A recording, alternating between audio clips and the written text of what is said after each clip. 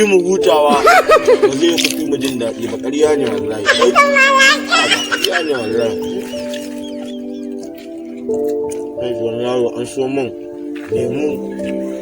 lemun kwalba ja. Allah ya sa na ga yaro an so min kai.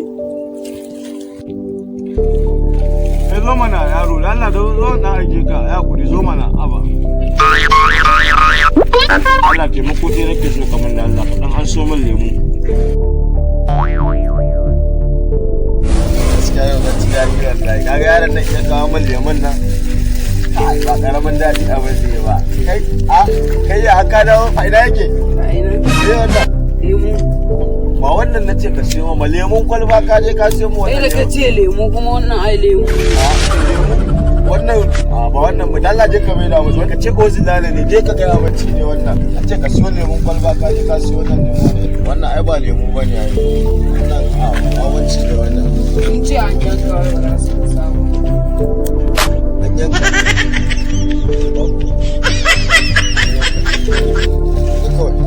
Allah zo kuma ana so mu ruwa.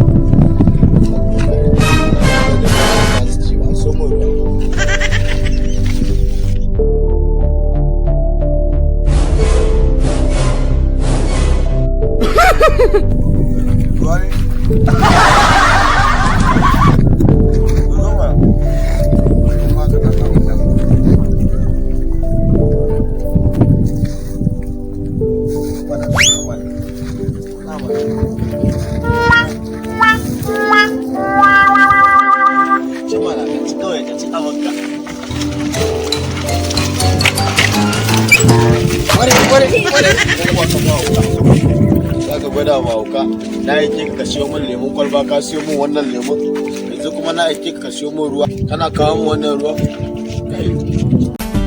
Ku danna subscribing sannan ku danna ƙararrawa domin samun sababbin shirye-shiryenmu na ƙayatarwa.